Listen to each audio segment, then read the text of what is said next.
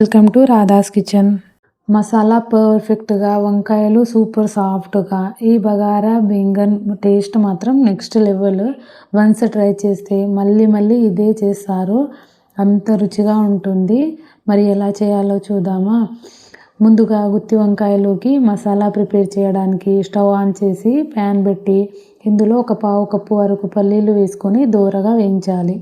పల్లీలు ఇలా వేగాక ఇందులోనే ఒక టీ స్పూన్ వరకు ధనియాలు వేసుకొని ఒక 10 సెకండ్లు వేగాక ఇందులోనే దాల్చిన చెక్క, 5-6 లవంగాలు, 2 యాలకులు వేసి 2 స్పూన్ల నువ్వులు వేసి ఇంకో 10 సెకండ్లు వేగాక ఇందులోనే ఒక స్పూన్ జీలకర్ర వేసి వీటన్నిటిని బాగా వేపండి. ఇవన్నీ ఇలా బాగా వేగాక ఒక ప్లేట్లోకి తీసుకోవాలి. ఇవన్నీ పూర్తిగా చల్లారాక మిక్సీ జార్లోకి తీసుకొని గ్రైండ్ చేసుకోవాలి. ఇలా ఒకసారి గ్రైండ్ చేసుకున్నాక ఇందులో ఒక పచ్చిమిర్చి, కొద్దిగా కొత్తిమీర కాడలతో వేసుకొని ఇందులోనే కొద్దిగా వాటర్ వేసుకొని మెత్తటి పేస్ట్లా ఇలా పేస్ట్ చేసుకోవాలి. ఇలా పేస్ట్ చేసుకున్న దాన్ని రెడీగా పక్కన పెట్టుకొని ఇప్పుడు వంకాయల్ని తీసుకొని కట్ చేసుకుందాం. ఇక్కడ నేను పావు కేజీ వంకాయల్ని తీసుకున్నాను. వంకాయలకి తొడిమెలు కట్ చేసి ఇలా ఘాట్లు పెట్టుకొని ఉప్పు వేసిన వాటర్లో వేసుకుందాం. దీని వలన కట్ చేసిన వంకాయలు అనేవి చేదు ఎక్కకుండా కర్రీ మంచి టేస్ట్గా వస్తుంది. ఇలా కట్ చేసిన వంకాయలను ఆయిల్లో ఫ్రై చేసుకోవడానికి స్టవ్ మీద కడాయి పెట్టి ఆయిల్ వేసుకోవాలి. ఆయిల్ అనేది కొద్దిగా ఎక్కువనే వేసుకోవాలి.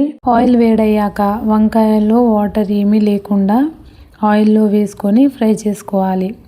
ఒక 3-4 నిమిషాలు హై ఫ్లేమ్లో ఫ్రై చేసుకుంటే వంకాయలు దూరగా ఫ్రై అవుతాయి. ఈ వంకాయలు బ్లాక్ కలర్లో ఉండడం వల్ల మనకి ఎంత ఫ్రై అయినాయో తెలియదు. అందుకే 3-4 నిమిషాలు హై ఫ్లేమ్లో ఫ్రై చేసుకుంటే సరిపోతుంది. వీటిని ఒక ప్లేట్లోకి తీసుకొని పక్కన పెట్టుకోవాలి. కడాయిలో ఉన్న ఆయిల్ని కొద్దిగా తీసేసి కర్రీకి సరిపడా ఆయిల్ని ఇందులోనే ఉంచేసాను. ఈ కర్రీలోకి ఆయిల్ అనేది కొంచెం ఎక్కువగానే పడుతుంది. ఈ ఆయిల్లోనే 1/2 టీ స్పూన్ ఆవాలు, 1/2 టీ స్పూన్ జీలకర్ర, కొద్దిగా కరివేపాకు, 2 కట్ చేసుకున్న పచ్చిమిర్చి, అలాగే కట్ చేసుకున్న ఉల్లిపాయ ముక్కలు వేసి ఫ్రై చేసుకుందాం. ఇవన్నీ మంచిగా ఫ్రై అయ్యాక ఇందులోనే 1 టీ స్పూన్ అల్లం వెల్లుల్లి పేస్ట్ వేసి ఫ్రై చేసుకుందాం. ఇవన్నీ ఇలా ఫ్రై అయ్యాక ఇప్పుడు ఇందులోకి మనం మసాలా ప్రిపేర్ చేసాం కదా, ఆ పేస్ట్ని వేసుకొని ఫ్రై చేసుకుందాం. మంట మీడియం ఫ్లేమ్లో పెట్టి ఈ మసాలా పేస్టును బాగా ఫ్రై చేసుకోవాలి. ఇందులో ఉన్న ఆయిల్ సెపరేట్ అయ్యే వరకు ఫ్రై చేసుకోవాలి కలుపుకుంటూ. ఇలా బాగా ఫ్రై చేసుకుంటేనే ఈ కర్రీ రుచి అనేది చాలా బాగుంటుంది. ఇలా ఆయిల్ పైకి తేలాక ఇప్పుడు ఇందులోనే మనం 1/2 టీ స్పూన్ వరకు పసుపు, రుచికి తగినంత ఉప్పు, అలాగే 2 టీ స్పూన్ల వరకు కారం వేసుకొని మంట మీడియం ఫ్లేమ్లో పెట్టుకొని ఫ్రై చేసుకోవాలి. 1 నిమిషం ఫ్రై చేశాక ఇందులోనే గ్రేవీకి సరిపడా వాటర్ వేసుకోవాలి. ఒకసారి కలిపేసుకొని ఒక పావు కప్పు వరకు చింతపండు రసంను కూడా ఇందులో వేసుకొని కలిపేసుకోవాలి. మనకు ఈ కర్రీ కోసము గ్రేవీ అనేది మరీ పలచగా ఉండకూడదు, అలా అని మరీ తిక్కుగా ఉండకూడదు. వీడియోలో చూపించినట్టు ఉంటే సరిపోతుంది. ఈ గ్రేవీ ఇలా ఉడుకుతున్నప్పుడు మనం ఫ్రై చేసుకున్న వంకాయల్ని వేసుకొని వంకాయలకు మసాలా పట్టేలా ఇలా కలిపేసుకోవాలి. ఇలా బాగా కలిపి మూత పెట్టి మంట మీడియం ఫ్లేమ్లో పెట్టి మధ్య మధ్యలో కలుపుకుంటూ ఒక 7-8 నిమిషాలు ఉడికించుకోవాలి. 8 నిమిషాల తర్వాత మూత తీసి చూస్తే ఆయిల్ అనేది పైకి తేలుతుంది.